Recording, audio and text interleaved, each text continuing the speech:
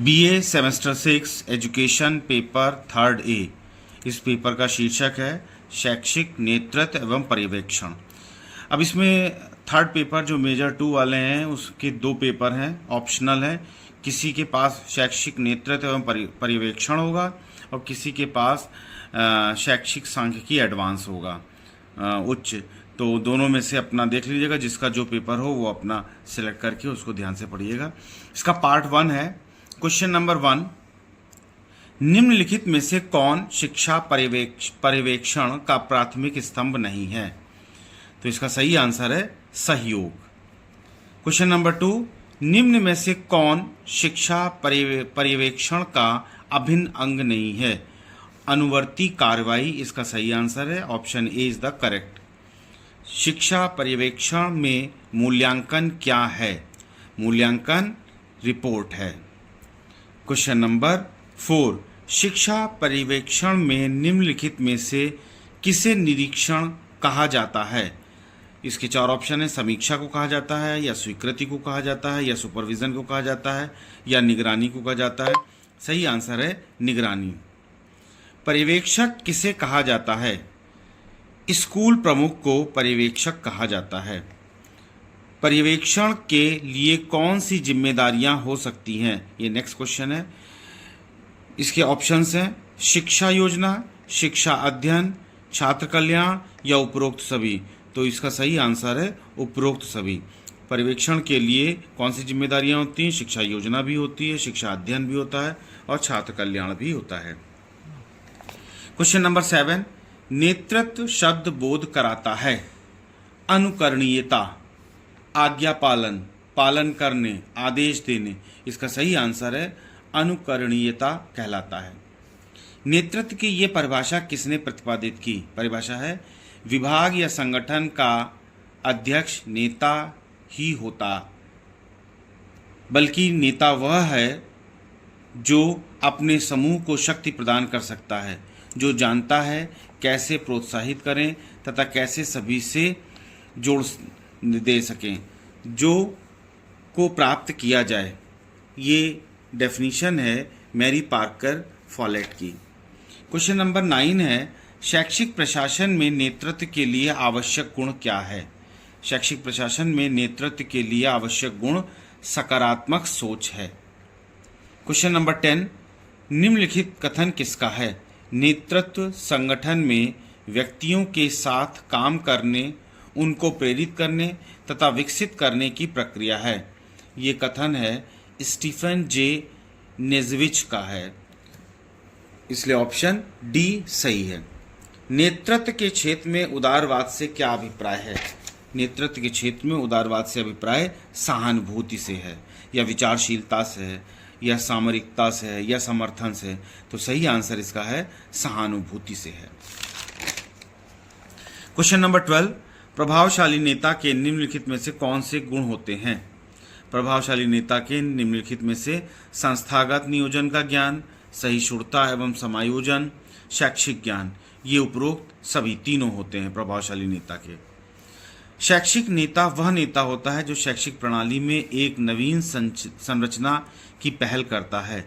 ये परिभाषा किसने दी है? इसका सही आंसर है जैकोब गैटजेल ने दी है, आंसर ए सही है। शिक्षा के व्यवस्थित विकास के लिए योजना बनाना क्या कहलाता है? शैक्षिक नियोजन कहलाता है, या शैक्षिक निष्पादन कहलाता है, या शैक्षिक प्रबंधन कहलाता है। चौथा है शैक्षिक मूल्य। तो सही आंसर है शैक्षिक नियोजन कहलाता है। शैक्षिक वित्त के प्रबंधन में निम्नलिखित में से कौन सी नीति सरकार द्वारा अपनाई जाती है? पहला ऑप्शन है शिक्षा के लिए धन का प्रभावी या उपयोग सुनिश्चित किया जाना चाहिए। शिक्षा के लिए धन का आवंटन निरंतर बढ़ाते रहना चाहिए। शिक्षा के लिए धन का समान वितरण सुनिश्चित किया जाना चाहिए, या उपरोक्त सभी। तो इसका सही आंसर है उपरोक्त तीनों, उपरोक्त सभी। निम्नलिखित में से कौन सा एक निजी अनुदान का प्रकार नहीं है? दान, ऋण, छात्रवृत्ति या अनुदान। सही आंसर है छात्रवृत्ति।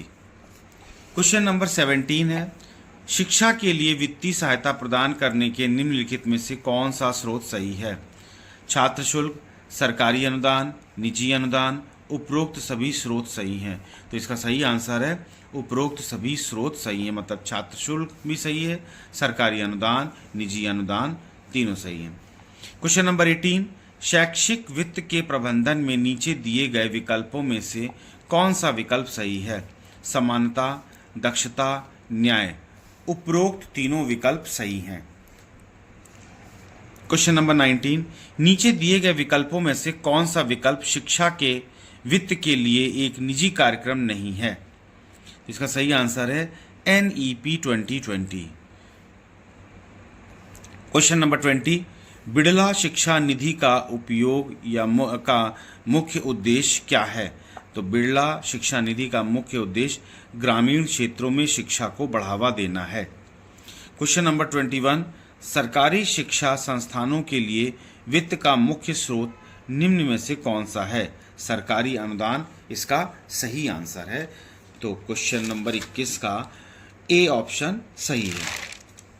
क्वेश्चन 22, वित्त के स्रोत की विविधता किसे प्रभावित करती है? पहला ऑप्शन है शिक्षा के क्षेत्र को प्रभावित करती है, शिक्षा के स्तर को प्रभावित करती है, शिक्षा के प्रकार को प्रभावित करती है। इसका सही आंसर है उपरोक्त सभी। तो डी ऑप्शन सही है। क्वेश्चन नंबर 23, पर्यवेक्षण एक बेहतर तकनीकी सेवा है जो मुख्य रूप से सीखने और विद्यार्थियों के विकास से जुड़ी स्थितियों के अध्ययन और सुधार से संबंधित है। उपरोक्त कथन किसका है? ये कथन है जोसेफ जस्टमैन का है। तो ऑप्शन ए सही है। शैक्षिक पर्यावरण कितने प्रकार के होते हैं? इसका सही आंसर है 5 प्रकार के होते हैं। निम्नलिखित कथन किसका है? पर्यवेक्षण एक बेहतर शिक्षण अधिगम स्थिति के विकास में सहायक होता है। इसका सही आंसर है फ्रॉड सी आयर। क्वेश्चन नंबर 26, पर्यवेक्षण शिक्षक के विकास, बालक की अभिवृद्धि तथा शिक्षण अधिगम प्रक्रिया में सुधार से संबंधित है। ये कथन किसका है? इसके 4 ऑप्शंस है। FC अय्यर का, प्रोफेसर M वर्मा का, सी है जॉन ए बर्टकी का, एडम्स M डिकी का। तो सही आंसर है जॉन ए बर्टकी। क्वेश्चन नंबर 27, वैज्ञानिक पर्यवेक्षण के विषय में सर्वप्रथम किस विद्वान ने बताया? सर्वप्रथम FC अय्यर ने बताया था। क्वेश्चन नंबर 28, शिक्षा संस्था की किसी भी योजना का तब तक वांछित परिणाम नहीं निकल सकता जब तक उसका प्रशासन कुशल और विचारात्मक न हो। ये कथन किसका है? पहला ऑप्शन है मुदालियर आयोग का, दूसरा सेकेंडरी शिक्षा आयोग का, तीसरा केंद्रीय शिक्षा परामर्श बोर्ड का, चौथा उपरोक्त में से कोई नहीं। सही आंसर है ये कथन केंद्रीय शिक्षा परामर्श बोर्ड का है। क्वेश्चन नंबर 29, निम्नलिखित लेखकों में से किसने प्रधानाध्यापक की तुलना जहाज के कप्तान से की है?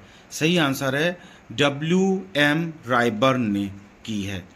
प्रधानाचार्य के शिक्षक संबंधी कार्य, ये क्वेश्चन नंबर 30 है। क्या है इसके ऑप्शंस हैं? कार्य का वितरण सही प्रकार करना, मार्गदर्शन देना, तीसरा है उन्नति के अवसर प्रदान करना। सही आंसर है उपरोक्त सभी। तो प्रधानाचार्य के शिक्षक संबंधी कार्य निम्नलिखित उपरोक्त सभी हैं। क्वेश्चन नंबर 31, शिक्षा पर्यवेक्षण प्रक्रिया में आत्म मूल्यांकन का क्या महत्व है?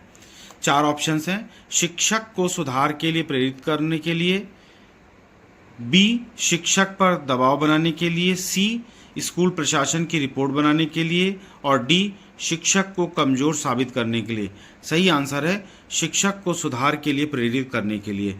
31 का ऑप्शन ए करेक्ट ऑप्शन है।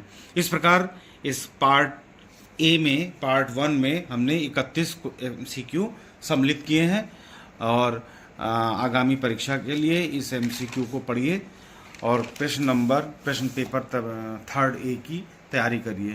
Please subscribe the channel and press the bell icon.